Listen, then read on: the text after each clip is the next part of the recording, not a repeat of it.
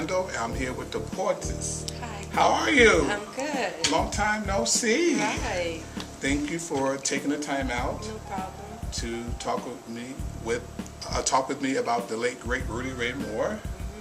And I understand that your father and Rudy were friends. Let's start there. My dad and Rudy were very good friends. I think they met back in maybe the 70s. I think before Rudy even started making movies. I think when he was making his comedy albums. Okay. So he really has so much respect for Rudy, and they knew each other in the Bay Area. Oh, okay. And Rudy once came to one of my dad's birthday parties quite a few years back, and he handmade him a clock because my dad was, not always on time. So Rudy made him a clock that said Johnny Morris time. And we still have that clock.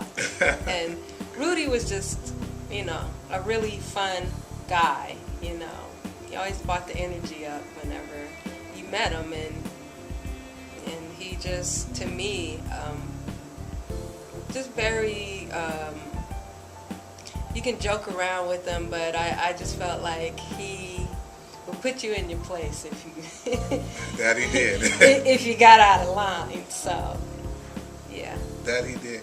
Now, I remember years back around the 95, 96 year rule, it was Bill Clinton time running for president, and we were promoting our greatest hit, Rudy Ray Moore greatest hit. I just got him signed over to EMI, the Right Stuff Records, and you actually interviewed him on the beat. I remember we kind of had fun. I'm sure you remember something really funny happened. What was that experience like? And if you don't remember, I'll bring it up. Refresh my memory. You interviewed him on the beat. We came to the station. It was, and we was doing the in-store at the Warehouse Records. Okay. Remember on La Brea? But the day, earlier that day, we actually came into the studio, and you were interviewing him about, running for president. We were just having fun, and we were promoting the greatest hits. And there was a moment while you interviewed him between playing songs and stuff like that, an incident happened. You don't remember? No, what? Tell me. He was actually nodding off, going to sleep. Oh. we did like some shows back. I was gonna say that Rudy, he even, I think up to his last days, he was always working. He was always doing something, rapping on Snoop's album, or doing something with a lot of hip-hop artists, because I know a lot of, the hip-hop artists that was doing stuff like in the 90s and the early 2000s were fans of his movies, were fans of his Dolemite films. So for them to get an opportunity to actually have the real Rudy Ray Moore, instead of sampling his voice on their stuff, to actually have him live in the studio and actually be hanging out with him, and I'm sure he was sharing his knowledge. So Rudy was always, as long as I've known him, or just even watching him, I mean, he was always busy. He was always working, and we see that in the number of independent films that he made. From what I understand, he made those films totally independent, with his own money, with his, his own crew, because at that time it was, I think, hard to, get black films out there, and Rudy, he made it happen. I mean, and he did it, and they were hilarious. They're black comedy classics that people still watch today. Yes. And still sample sound bites in their music. So yeah, when he did come in the studio that day, I'm sure he was just coming off the heels of doing something. Yeah, so, we were actually in Washington D.C. at the time for a week. It was the NOM convention, and we were doing shows, just driving up down the East Coast, Maryland, doing shows. So I remember you were saying something to him. It was on break, and he was like nodding off. You going, Rudy. I actually got it on tape myself. Probably Harry Belafonte moment. No, just kidding. Yeah.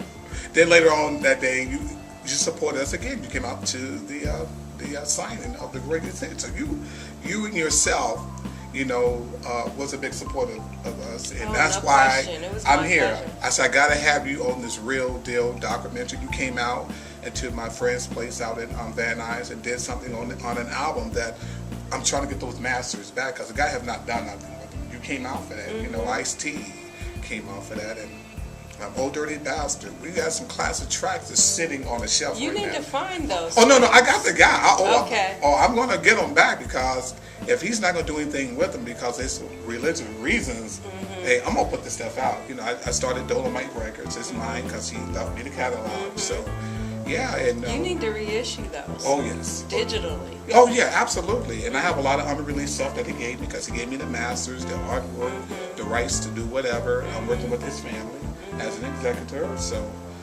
it's a lot coming out. You've always, too, Donald, you've always been a major supporter of Dolemite, Rudy Ray Moore, and I don't mean to switch the interview back on you, but what was it like for you what was it about Rudy that you were so down with? Because it's funny. I was a kid when I met Rudy. He was filming his movie, Petey Wheatstraw. Oh my God! Yeah, classic. Exactly. And I always been working with cameras, like you see two cameras in front of you now. When I was living in Watts, I went to Markham Junior High School. I took a film class, and I was filming actually on Super 8 film.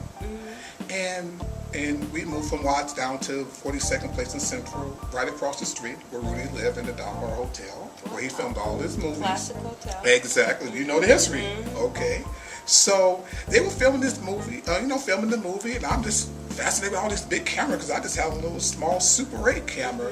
And I was just hanging around, and Jimmy Lynch, Rudy's co-star and best friend, along with the director, Cliff Rockmore, and Rudy's producer friend, Theodore Tony, they saw me hanging around and said, let's put in the work. So they said, do the scene with Rudy coming out of a soul food restaurant called Ruth Diner. So I did that scene with him. They asked me where I lived. I said, I live next door on the other side of people's funeral home. They said, oh, that first house, we want to use that house in the background to do a scene. So they went and talked to my mom. She signed a release form. And they said, y'all could be on the porch. And they did the scene where, if you remember, this guy struggling with his kids. They had a beat up car, and Rudy came with the king and changed into a Cadillac Seville. So I just got the bug, like, oh, I love this. I mean, all the lights cool ever since when he did the movie Disco Godfather, anti-drugs, and he was out of